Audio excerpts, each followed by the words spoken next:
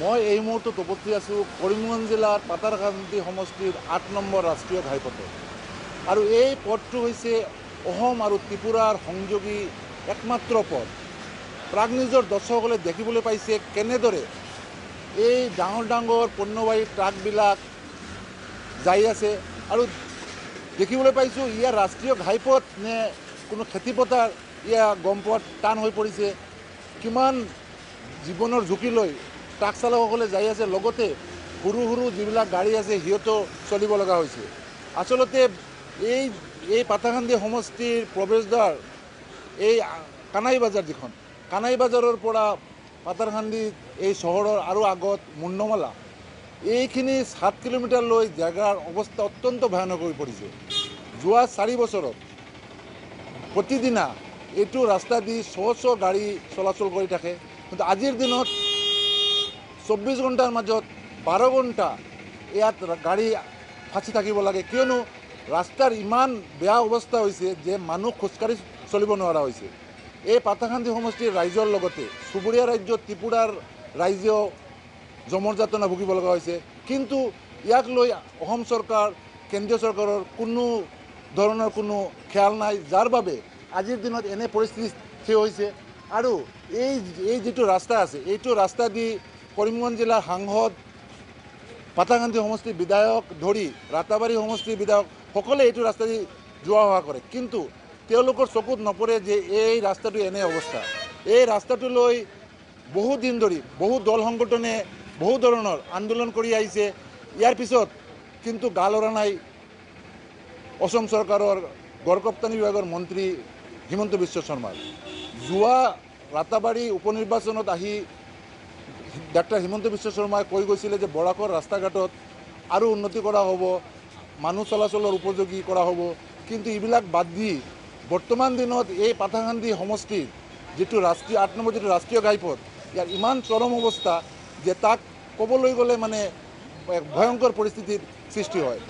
মোৰ লগতে উপস্থিত আছে এই ৰাস্তাখনৰ যিসকলে মানে সংস্কাৰৰ কাৰণে এটা কমিটি গঠন কৰিছিলে, এজন কৰ্মকৰ্তা আছে। মই তেওঁৰ পৰা জানিব বিচাৰিম যে তেওঁলোকে কি ডিমাণ্ড দি আহিছিলে আৰু বৰ্তমান দিনত কি পৰিস্থিতি আছে, আৰু এই ৰাস্তাটো সংস্কাৰৰ কিয় হোৱা নাই, তাৰ আৰু কিবা ৰহস্য আছে নেকি? ডেইলি হাজার হাজার মানুষ দক্ষিণ ত্রিপুরা থেকে, মিজোরাম থেকে, সমস্ত ভারতবর্ষের গাড়ি এই জাতীয় 8 নং জাতীয় সড়কের সঙ্গে যোগাযোগ এবং চলাফেরা, কিন্তু আমাদেরকে এত দুর্ভোগ ভোগাতে হচ্ছে। আমি আসাম সরকারের কাছে জোরালো দাবি আবারও জানাচ্ছি, অবিলম্বে আমাদের রাস্তা মেরামতি করে দেওয়া হোক, না অন্যথায় আমরা বৃহত্তর গণ আন্দোলন গড়ে তুলব, আবার পুনরায় অনশনে বসবো। আচলতে এই ৰাস্তাৰ বাবে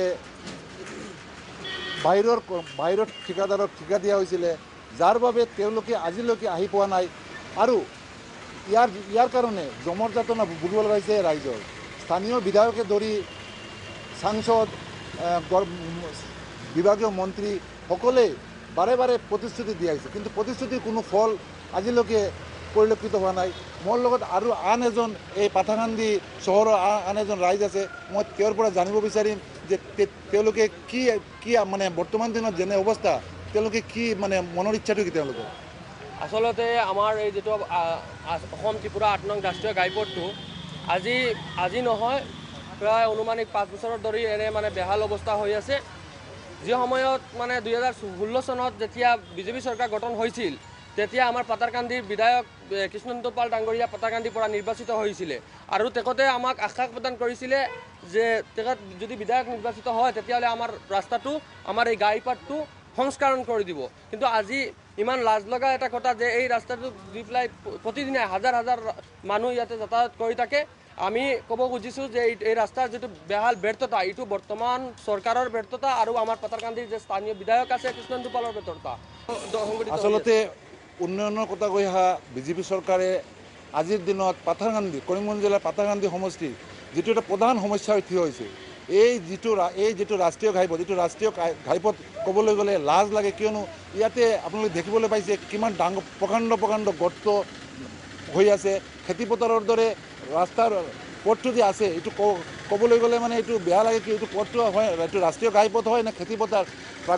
প্ৰাক নিউজৰ দৰ্শকসকলে দেখিবলৈ পাৰিছে যে কেনেদৰে জীৱনৰ ঝুঁকি লৈ এই যে অটোবিলাক সৰু অটোবিলাক বাইকবিলাক আহিব লগা হয় মানে ক'বলৈ গ'লে অত্যন্ত এক মানে ভয়ংকৰ পৰিস্থিতিৰ সৃষ্টি হৈছে যিকেইবাৰ দল সংগঠনে আন্দোলন কৰিছে তাৰ পিছতে কেইটামান পাথৰ পেলাই দি অকণমান সুবিধা কৰি দিয়া হৈছে কিন্তু এজাক বৰষুণৰ পিছত ইয়াৰ অৱস্থা ভয়ংকৰ পুখুৰীৰ আকাৰ ধাৰণ কৰে যাৰ ফলতে আজিৰ দিনত বৃহত্তৰ পাতাৰকান্দি সমষ্টিত কৰ্মৰত সাংবাদিকসকলে বাধ্য হৈ তেওঁলোকে চাৰ্কল অফিচত অৱস্থান ধৰ্মঘট কৰিব লগা হয় এতিয়া প্ৰশ্ন হৈছে অহা দিনত বৰ্তমান গড় ৰপ্তানি বিভাগৰ মন্ত্ৰী হিমন্ত শৰ্মা ডাঙৰীয়াই কেনে ব্যৱস্থা লয় এয়াই হ'ব লক্ষণীয়